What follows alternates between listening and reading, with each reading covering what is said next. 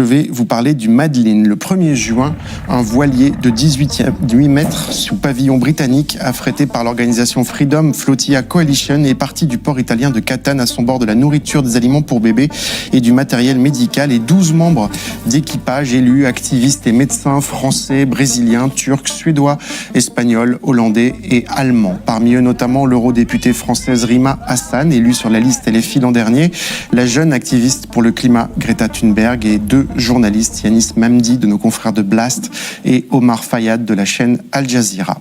Le nom de ce bateau, c'est le Madeline, du nom de Madeleine Koulab, la première pêcheuse professionnelle de Gaza.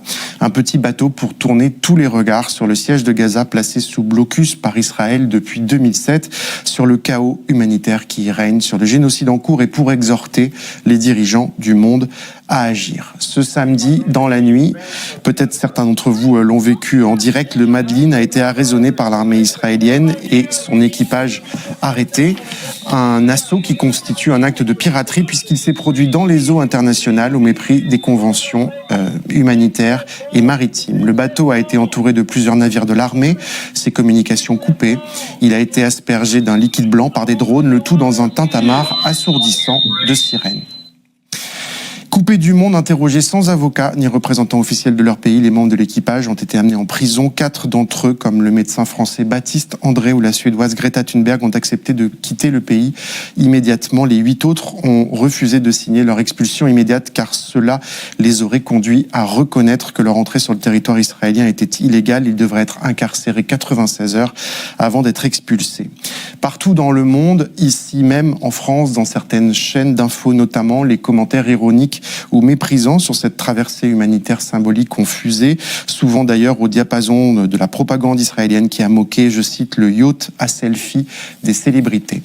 Ces commentaires, il faut le dire, sont idiots et méprisables. Ces militantes et militants, ces médecins, ces marins, ces journalistes doivent être salués pour leur courage et leur humanité, mais aussi parce qu'ils ont contribué à amplifier la voix des civils gazaouis massacrés chaque jour dans l'enclave, tués alors même qu'ils cherchent à manger et à boire. 17 encore aujourd'hui personnes tuées à Gaza par l'armée israélienne à proximité d'un centre de distribution. Ils et elles méritent d'être salués parce qu'ils ont mis la lumière sur le génocide en cours, mais aussi sur le blocus de la bande de Gaza à l'œuvre depuis 16 ans, qui est une des matrices de la tragédie actuelle. En quelques jours, ils et elles ont prouvé par le retentissement médiatique de leur action, ils ont prouvé l'inanité des gesticulations de nos dirigeants, le nôtre y compris Emmanuel Macron, qui fait mine de hausser la voix contre l'État d'Israël, mais est en train de renoncer en même temps à reconnaître un État de Palestine. Il faut les saluer en espérant que leur action, soutenue hier dans la rue par d'importantes manifestations partout en France, ici par exemple place de la République, à Paris en appellera d'autres, et des actions, des marches, des campagnes commencent à se déployer notamment depuis la Tunisie, l'Égypte et d'autres pays. Il faut les saluer enfin tout simplement parce qu'à l'heure où les guerres, le péril climatique, le fascisme et la bêtise ambiante peuvent nous pousser à la résignation, ces 12-là nous prouvent que l'action collective pacifique et désobéissante peut, avec succès, déjà frapper les esprits, créer un souffle, réveiller les consciences et enrayer l'impuissance.